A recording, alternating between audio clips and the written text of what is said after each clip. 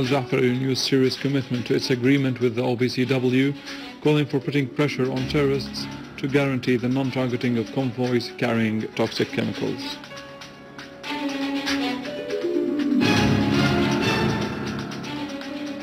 Moscow calls on Syrian opposition to distance itself from armed terrorist groups who use it as an umbrella to achieve their plans in destroying Syria.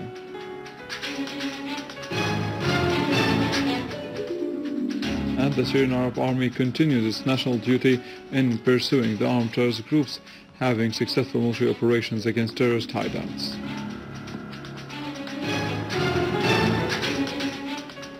Thousands of Bahrainis take to the streets demanding for political and social reforms and for halting oppression of al-Khalifas.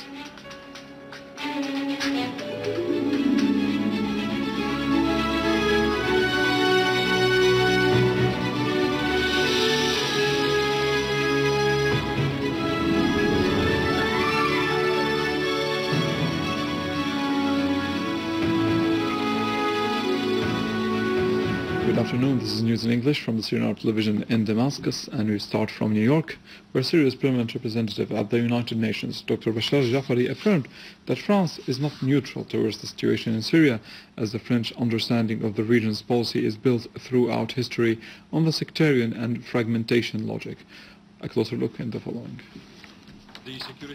In a press conference, Al-Jafari said that the French policy is part of the crisis in Syria and not part of the solution, referring that when France supports groups which are terrorists and not national opposition at all, then it is involved in terrorism in Syria and shoulders its responsibilities before the UN anti-terrorism committees. Al-Jafari added that those who have an influence on the armed terrorist groups in Syria should guarantee non-targeting the convoys transporting chemicals to Lattakia port. He added that the report of the OPCW Director General said that a large amount of chemicals have been moved out of Syria, where 11 shipments were transferred to Lattakia port, and that about half of the materials that will be destroyed outside Syria removed from the Syrian territories. A significant quantity of chemicals has been removed from the territory of the Syrian Arab Republic. A significant quantity. So the executive director acknowledges that an important part of the chemicals has been removed from the territory of the Syrian Arab Republic. Then he says that a total of 11 shipments of priority chemicals has made its route to the port of embarkation at Lattakia. Then he says that 35% of declared priority 1 chemicals and more than 80% of declared priority 2 chemicals, making a combined total of 49.3% of priority 1 and priority 2 chemicals planned for destruction outside the Syrian Arab Republic, have now been removed from Syrian territory. He added that transferring process is going well and the Syrian government has expressed its commitment to the deadlines. Al-Jafari regretted that some of the 15 Security Council members had blocked a Russian proposal to issue a statement expressing the serious warning by the Council of the consequences of these terrorist attacks on the port of Lattakia against the shipments of the chemical materials. Russian Foreign Ministry called upon the Syrian opposition, including the so-called coalition, to distance itself from extremists and bandits who are committing terrorist crimes against the Syrian people.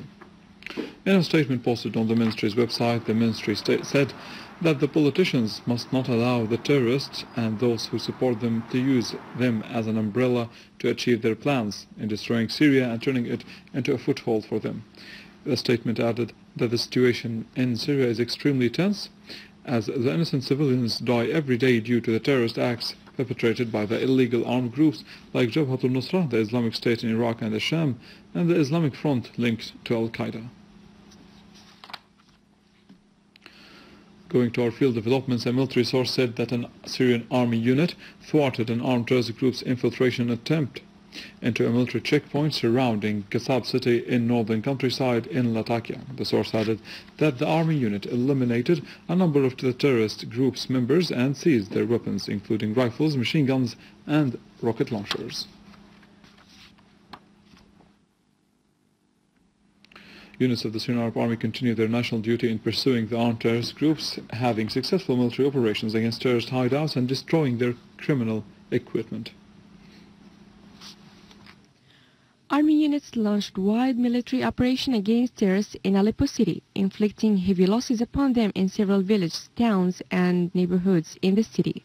A military source said that army units destroyed an ammunition cache in Hanano neighborhood and a number of terrorist cars on the youth residence to the north of Aleppo Central Prison and in the villages and towns of Handarat, Anjara, Mara, and Al-Mansura, Kafarnaha, Hmeimed, Der Hafir, in addition to the villages of Sheikh Saad, Baidin, and Al-Rashidin.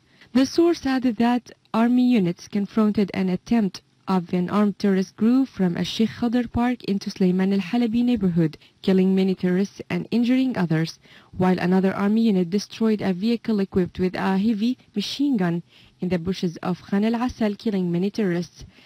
The source added that army units targeted terrorist dens in the towns and villages of Rasm al-Aboud, Babis, Dar Azzi, and the neighborhoods of As-Sakhur, Hanano, and Al-Jbaili, killing many terrorists and destroying their weapons. In Deir Zor, an army unit destroyed a 30-meter-long tunnel to the north of Al-Ba'ajin school. The tunnel was used by the armed terrorist groups in conveying weapons and ammunition. Another unit killed and wounded several terrorists in Mrayai village in the countryside of the governorate. In Al-Qnaitra, an army unit foiled an attempt of an armed terrorist group to attack some military position in Jabata village, killing and wounding several terrorists. A military source said that army units destroyed 2 cars with all terrorists and weapons inside in Al-Mtalli and Musa village in Dara countryside. Igor Karachenko, the expert in Russian military affairs, and Rajab Safarov, the Director General of the Iranian Contemporary Studies Center, affirmed that Turkey behaves in a provocative way against Syria, stressing that such behavior will only result in more problems. Head of the Republican People's Party, Kemaldin Oglu, stressed that the policy of Erdogan's party has misrepresented the status of Turkey at the international level. Concerning the local elections in Ankara, he called the Turkish judiciary to put an end to the arguments through re-electing in Ankara in order to avoid fraud processes there, adding that elections in the capital are going in an uncertain way, which could impact democracy and the rule of law, while by not announcing the results during this period may raise the fears.